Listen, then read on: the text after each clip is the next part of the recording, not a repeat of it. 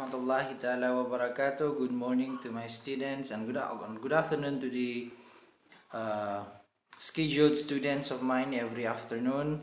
So this is the continuation of our subject matter to be discussed today, which is the week 3 various laws that includes Philippines environmental laws. So last time we have discussed about the environment environment codes of the Philippines, those prohibited acts not to be done in order for have a natural resources. Mayroon tayong mga natural resources, halimbawa na hindi masira, para hindi mag-create ng floods, ng calamities, ng halimbawa yung mga typhoons na meron tayo. So we must maintain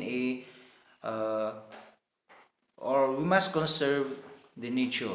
For example, kailangan tayo magtapon ng maayos na basura, magtapon ng basura sa maayos na lalagyan, o kaya mag-recycle tayo, o kaya huwag tayong gagamit ng mga prohibited materials na hindi basta-basta nasusunog o nasisira, for example. So, hindi rin tayo pwede magsunog basta-basta.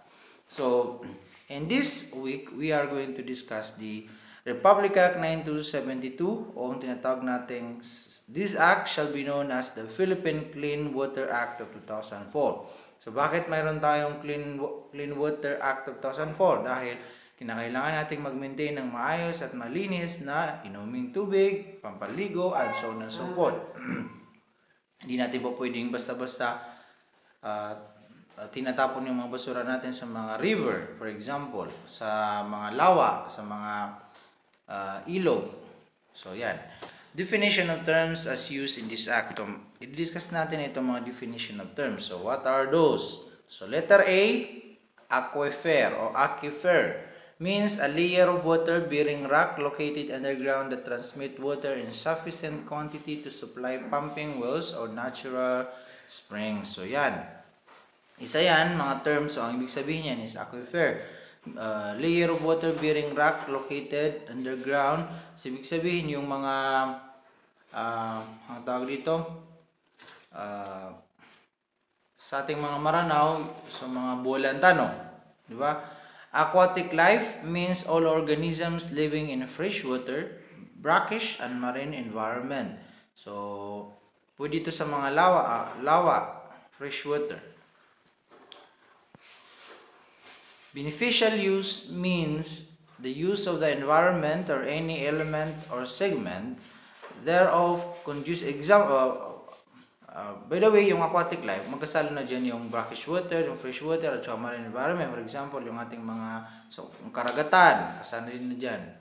So, itong beneficial use, ito yung paggamit ng environment natin na nagiging kahali-hali na, for example, nagiging useful sa ating mamamayan. Public or private welfare na nakakatulong sa atin, halimbawa sa inumin.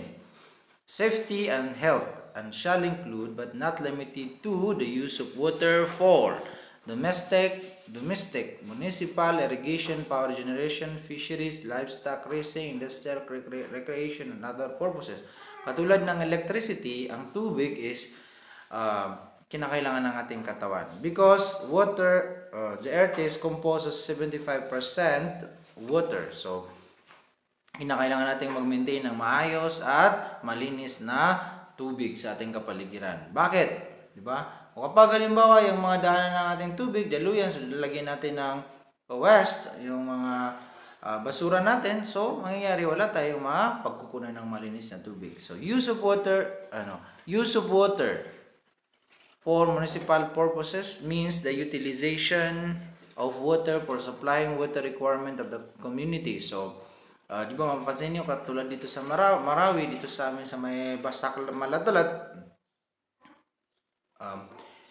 ang pangunahing source ng aming tubig is yung mga pumps sa baba. So, kami humihingi lang kami, magbabayad kami everyday, halimbawa.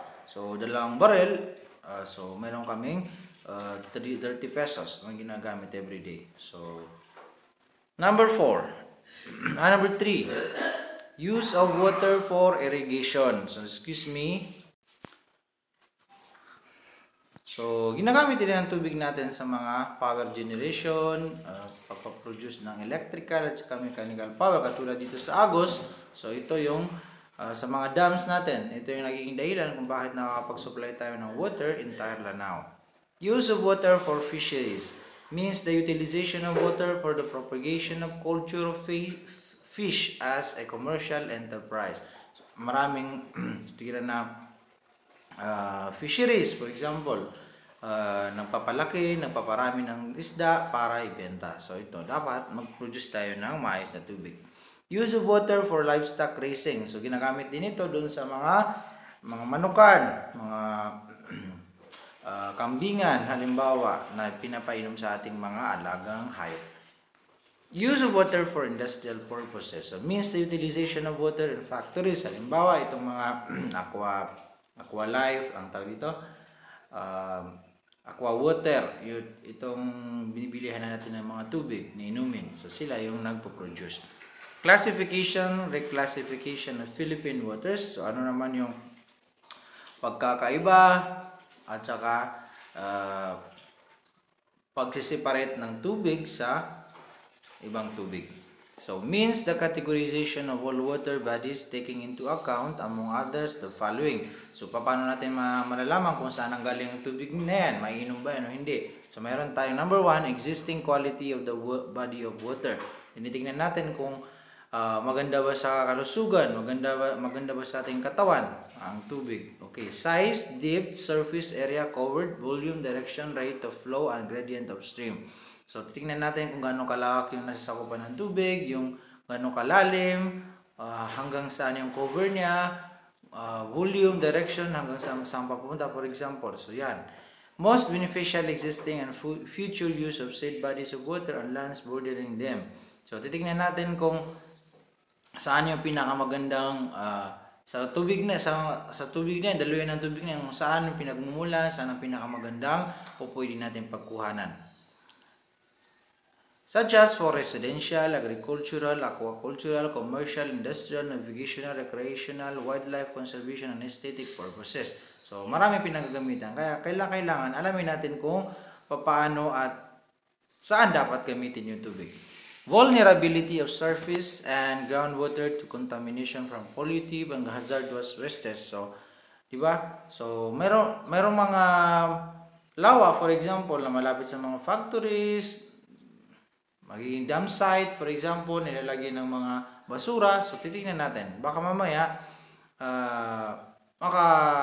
makadulot sa atin ng sakit. Agricultural, chemicals, and underground storage tanks of petroleum products. So, titingnan natin, sinusuro yan para if ever na may mga pollution o kaya may mga unnecessary chemicals na hindi po pwede sa katawan natin, so huwag natin inumin. Letter E, civil society. So, sino ang civil society? Composed of the NGOs and the people's organization. So, ano yan? So, related dito sa subject na to, so, mayroong mga NGOs, non-government organization, na nagmi-maintain ng kaayusan at kalinisan ng ating mga kapaligiran, including sa ating mga tubig. So, people's organization, di ba? May mga cooperative, for example, ano pa man dyan, na nagpo-produce ng maayos na tubig. Cleaner production.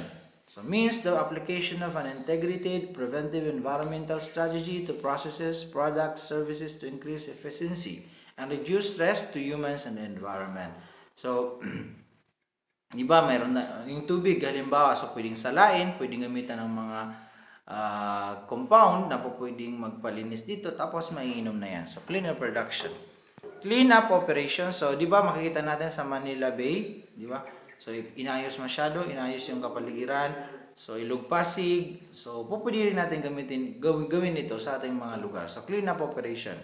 So, involving the removal of pollutants, okay, or spilled into a water body and its surrounding areas. So, more on, bakit natin pinag-aaralan ito? Dahil, kailangan natin maging environmentally conscious.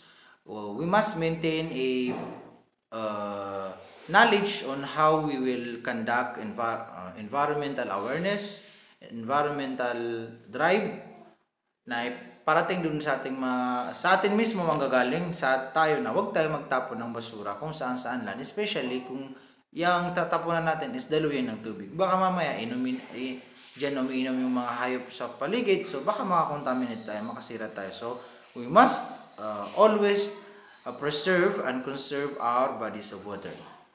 Letter H is contamination. Means the production of substances and not found in natural composition of water.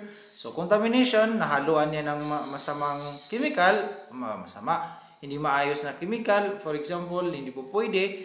So hindi kasali dun sa composition of water natin, sa H2O natin. So ibig sabihin, yan ay contamination. Or yung tubig na yan ay contaminated. So meron tayong department, meron tayong DNR, kung saan sila yung nangangalaga sa ating kapaligiran. So, meron tayong Department of Environment and Natural Resources. Letter J, discharge includes but is not limited to the act of spilling. So, meron tayong discharge, spilling, kaunti-unti, larga yung hindi maayos na bagay, compound, leaking, pumping, pouring, emitting, emptying, releasing or dumping or any material into water body or onto land from which it might flow or drain into said water. So yan yung discharge na pwedeng makasira doon o makapollute o makakontaminate sa ating mga bodies of water. So meron tayong drinking water, means water intended for human consumption or for use in food preparation. So, yan ang tinatawag natin drinking water. So, alam naman natin to. I know, na karamihan dito sa diniscuss natin is self-explanatory. Alam niyo na yan. So, we are just providing examples for you or discussion for you to well understand. So, meron din tayong dumping.